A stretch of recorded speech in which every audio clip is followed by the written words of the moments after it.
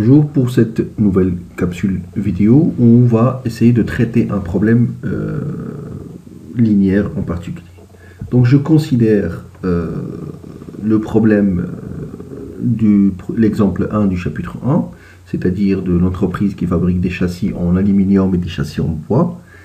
Et donc je rappelle un peu le problème, c'est maximiser z égale à 3x1 plus 5x2 avec les contraintes x1 inférieur à 4 pour l'atelier 1, 2x2 inférieur ou égal à 12 pour l'atelier 2, 3x1 plus 2x2 inférieur à 18 pour l'atelier 3, avec bien évidemment x1 et x2 sont positifs. Pour traiter ce problème, elle est rédigée sous forme canonique avec une fonction à maximiser et des contraintes sous forme de inférieur ou égal. Je dois d'abord le transformer sous forme standard pour faire la résolution avec la méthode simplex. Pour cela, je rajoute des variables d'écart pour la première contrainte, pour la deuxième, pour la troisième.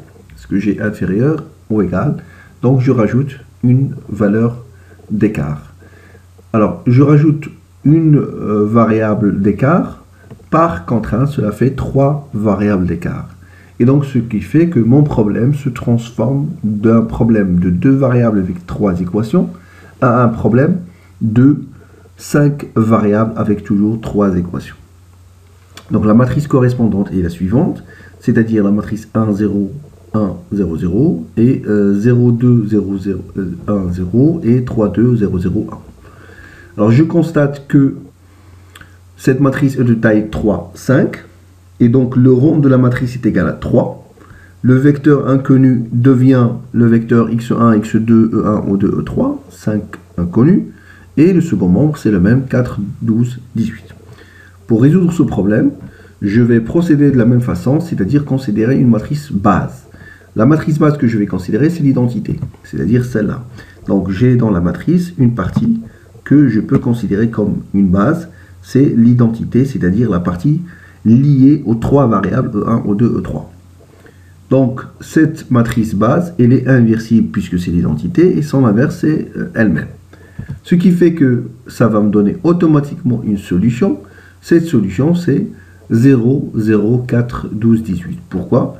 Parce que tout simplement, si vous regardez bien là, si je fais passer x1 de l'autre côté, ça va faire E1 égale à 4 moins x1. Si je fais passer E2, x2 de l'autre côté, ça va faire O2 est égal à 12 moins 2x2. Et si je fais passer 3x1 et 2x2 de l'autre côté, ça va faire E3 égale à 18 moins 3x1 moins 2x2.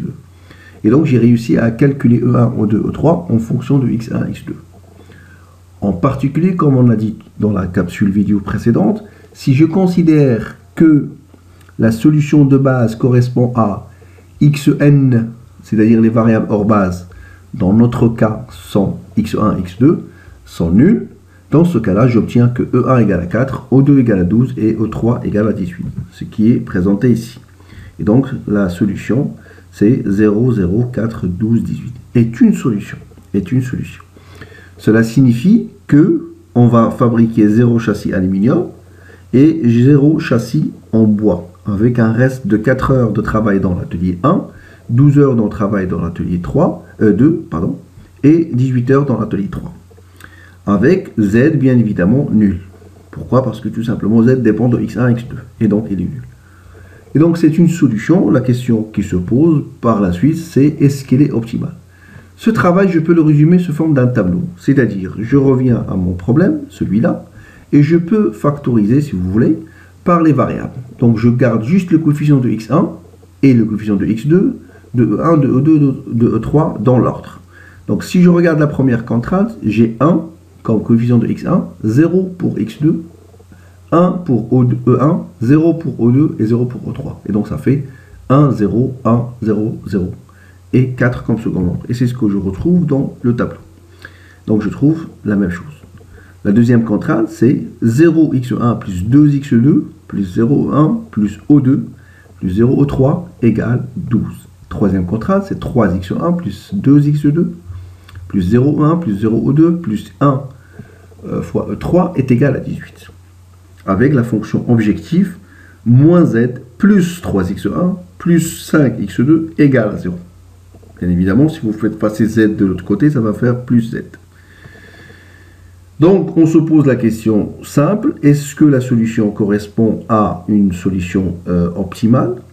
La réponse est non, car tout simplement, dans la fonction z, j'ai des coefficients positifs. C'est-à-dire, j'ai encore un potentiel pour augmenter la fonction z.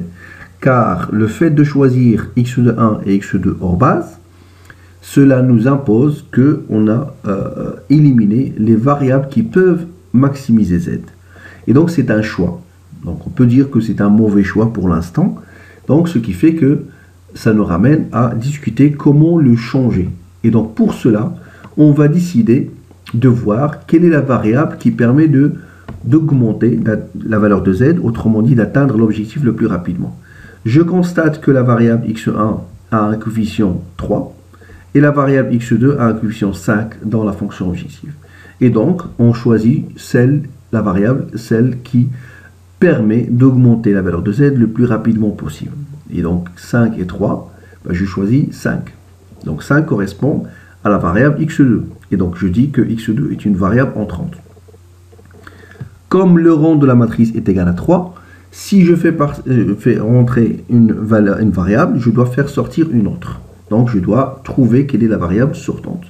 Pour cela, je reviens à mon problème et je traduis cette décision. Cette décision, c'est quoi? C'est de faire entrer x2 dans la base et de garder toujours x1 hors base. Alors, puisque x1 était hors base, ça veut dire que je peux le considérer comme nul. Cela se traduit par E1 est égal à 4 et 2x2 plus O2 égale à 12 et 2x1 plus E3 égale à 18. Et là, vous remarquez que j'ai éliminé x1 parce qu'elle est nulle. Ce qui fait que O2 est égal à 12 moins 2x2, il doit être positif. Et O3 est égal à 18 moins 2x2, il doit être positif, parce que c'est une variable positive. Donc, x2 ne doit pas dépasser 6, d'après cette contrainte, sinon E2 est négatif. Et d'après la deuxième, x2 ne doit pas dépasser 9. Et donc, pour respecter le 2, je dois prendre la valeur la plus petite. Parce que si je prends par exemple 7, ça va être inférieur à 9, certes, mais il est supérieur à 6. Et dans ce cas-là, O2 n'est pas positif. Donc, je choisis la valeur la plus petite. Ce qui fait que lorsqu'on atteint 6, ça va faire de O2 une variable nulle. Donc, la variable qui potentiellement qui peut s'annuler, c'est justement la variable O2. Et donc, c'est O2 qui représente la variable sortante. C'est O2 qui représente la variable sortante pour l'instant. Donc, ce qui fait que je détermine dans le tableau la colonne de la variable entrante et la ligne de la variable sortante. Pour résumer ce calcul-là, je calcule un rapport. Et donc, la règle du choix de la variable entrante, c'est le coefficient le plus positif dans la ligne de la fonction objectif pour la colonne et le rapport le plus petit pour la ligne pour la variable sortante. Sachant que je ne prends pas en considération le rapport sur des valeurs négatives ou nulles. Parce que je ne peux pas accepter d'avoir des valeurs négatives dans le second membre. Et donc du coup, je divise le second membre, c'est-à-dire les valeurs du second membre, sur la colonne de la variable entrante, sauf les valeurs nulles en négatif. Donc là, par exemple, il y a un 0, ça ne m'intéresse pas. Et donc, 12 divisé par 2, ça fait 6. 18 divisé par 2, ça fait 9. Et donc, je prends 6, la valeur la plus petite, ça va faire O2 sortante. L'intersection, ça fait un pivot. Alors, c'est quoi un pivot? C'est la variable qui va servir pour éliminer les autres valeurs de la ligne, de la colonne, c'est-à-dire dans la colonne de x2. Donc, la colonne de x2 va ressembler à une colonne de l'identité, c'est-à-dire il n'y a que des zéros et un seul 1 à la place du pivot. Pour appliquer cela, je vais considérer ce qu'on appelle l'élimination de Gauss entre les lignes, ou bien la règle du pivot. C'est la suivante, c'est la règle du pivot, bien on l'appelle aussi la règle du rectangle, c'est-à-dire la nouvelle valeur dans une case est égale à l'ancienne valeur moins celle qui appartient à la colonne du pivot fois la ligne pivot sur le pivot. J'explique. Par exemple, là c'est le tableau 1 et comment obtenir le tableau 2. Première chose, je vais prendre la ligne du pivot et je vais la normaliser, c'est-à-dire la diviser sur le pivot. Donc 0 divisé par 2, c'est 0. 2 divisé par 2, c'est 1. 0 divisé par 2, c'est 0. 1 divisé par 2, c'est 1 demi. 0 divisé par 2, c'est 0. Et 12 divisé par 2, c'est 6. Et donc, j'obtiens cette ligne, c'est-à-dire la ligne du pivot. Mais avant cela, j'ai actualisé la base. Comment actualiser la base? Tout simplement en faisant le changement nécessaire. C'est-à-dire x2 va prendre la place de O2. E1 va garder sa place et E3 va garder sa place. Et donc, je fais des éliminations pour éliminer les autres valeurs. Par exemple, pour la première ligne, j'ai déjà un 0. Donc, il n'y a rien à faire. Donc, je peux garder la ligne intacte parce qu'il contient déjà un 0 sur la colonne. Et donc, je vais garder la ligne intacte. Pour la troisième ligne, j'ai un 2 alors que le pivot est égal à 2. Donc, je peux faire des opérations entre les lignes et faire la troisième ligne moins la deuxième ligne. Donc, ça va faire 3 moins 0, c'est 3. 2 moins 2, c'est 0. 0 moins 0, c'est 0. 0 moins 1, c'est moins 1. 1 moins 0, c'est 1. 18 moins 12, c'est 6. Et donc, j'obtiens la troisième ligne. Pour la quatrième ligne, je peux faire encore une fois des opérations entre les lignes, c'est-à-dire la ligne 4 moins 5 sur 2, la ligne 2, c'est-à-dire la ligne pivot, ou bien je peux faire la règle du rectangle. Je sais très bien que je vais avoir un 0, donc je vais mettre un 0 ici. Et là, je fais ancienne valeur, c'est 3, moins colonne pivot, plutôt colonne pivot, il est là, fois la ligne pivot, c'est-à-dire la valeur qui appartient à la ligne pivot, sur le pivot. Donc ça fait 3, moins 5 fois 0 sur 2. Donc je trace un rectangle. Et donc ça fait 3. Et la même chose jusqu'à la fin. Par exemple, pour cette valeur, j'ai la valeur de la colonne de O2, elle est là. Donc ça fait 0 moins 5 fois 1 sur 2. Et donc ça fait 0 moins 5 sur 2. Ça fait moins 5 sur 2. Et pour la ligne second membre, j'ai 0 moins 5 fois 12 sur 2. Et donc ça fait 60 sur 2, c'est moins 30. Et donc ça fait moins 30. Et donc j'obtiens un deuxième tableau. Ce deuxième tableau, je vais le juger encore une fois. Est-ce qu'il est optimal? Alors comme j'ai dit tout à l'heure, il n'est pas optimal car il contient une valeur positive encore. Et donc je vais continuer mes calculs. Alors comment? Donc je vais déterminer la valeur la plus élevée. Elle est là. Donc x1 est une valeur en 30. Et je vais faire mon rapport entre second membre et la colonne. Donc j'ai 4 divisé par 1, c'est 4. 6 divisé par 0, ce n'est pas la peine, donc ça ne m'intéresse pas. Et 6 divisé par 3, c'est 2. Donc 2 est la valeur la plus petite, donc E3 est une variable sortante. L'intersection, ça fait 3. Et donc, c'est le pivot. Par la suite, je fais la même chose. Je considère le tableau 2 et je passe pour le calcul du tableau 3.